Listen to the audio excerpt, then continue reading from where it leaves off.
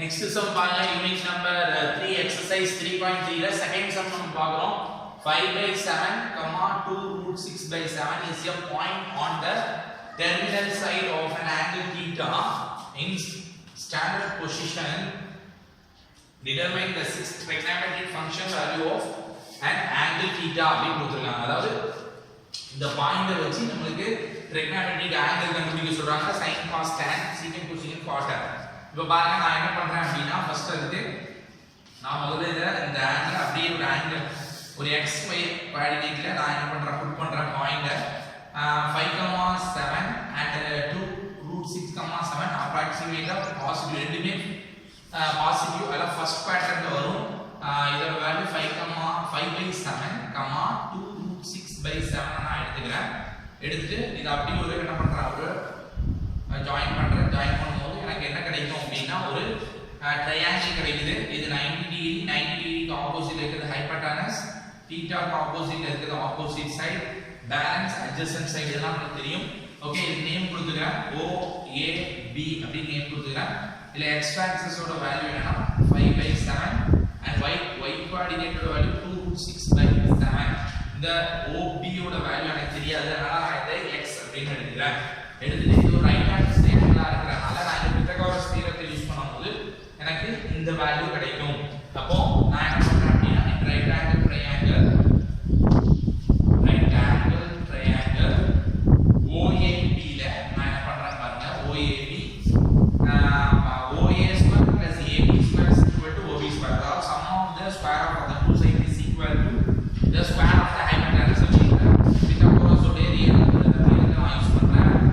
Pythagoras theorem என்ன சொல்லுது அப்படினா OA square plus AB square is equal to and OB square அப்படின்னு இருக்குயா. So இப்போ இதுல இருந்து பாருங்க OA square ஓட வேல்யூ 5/7 the whole square வரும் plus AB the whole square ஓட value 2√6/7 the whole square is equal to OB square ஓட value x square அப்படின்னு வரும். சோ இப்போ என்ன பண்ண போறேன் ஸ்கொயர் பண்ண போறேன். therefore x square is equal to 5 square பண்ணா 25, 7 square பண்ணா 49 and plus இத 2 square பண்ணா 4 and √6 square பண்ணும்போது எனக்கு 6 கிடைக்கும். அப்போ 4 6 சார் எவ்வளவு கிடைக்கும் அப்படினா 24 அப்படிங்கிறது கிடைக்குது divided by 49 is equal to இப்போ இத அப்படியே சிம்பிளிஃபை பண்ணும்போது denominator same and numerator add பண்ணும்போது 24 ஐ ஆட் பண்ணனா எனக்கு கிடைக்கக்கூடிய வேல்யூ என்ன அப்படினா 49. so 49/49 is equal to cancel ஆகி 1 என்று கிடைக்கும். therefore x square equal to 1 ஆகிறதுனால x plus or minus 1 வரும்.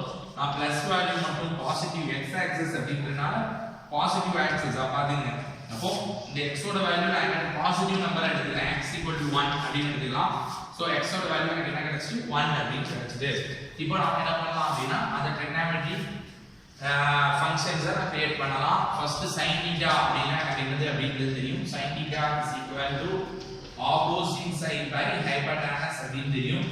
opposite side by hypotenuse என்னன்னு பாருங்க. opposite side θ க்கு ஏதாப்புல இருக்குது பேர் என்ன opposite side இது போடுங்க. next 90 டிகிரிக்கு ஆப்போசிட்ல இருக்கிறது போது வேற hypotenuse பேலன்ஸ் இருக்குது adjacent side அப்படின்றதெல்லாம் நமக்கு தெரியும். இனிமே sin θ னா opposite side by hypotenuse னு வரும். அப்போ 2√6/7 divided by 1.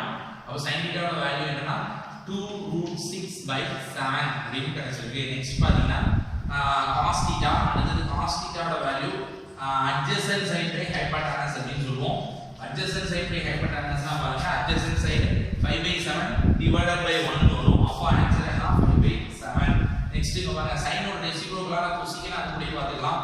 cosecant θ அப்படினா இது ரெசிப்ரோக்கலா போடுங்க 2/√2√6 வந்துரும். cos ஓட ரெசிப்ரோக்கல் secant ஓட secant வந்து அப்படியே மாறி தலை ரெசிப்ரோக்கலா வரும் 7/5 வரும். and tan θ நம்ம என்ன சொல்லலாம் அப்படினா sin/cos அப்படினு சொல்லலாம். sin θ /cos θ அப்படினு சொல்லலாம்.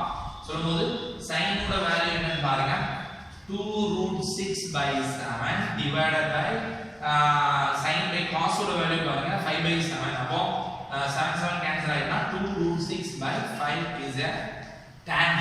அப்ப tan θ ஓட வேல்யூ கிடைச்சிட்டு அடுத்து tan cotன்றது இதோட ரெசிப்ரோக்கல் அப்படினா tan ஓட reciprocal. therefore 5/2√6 is a cot θ.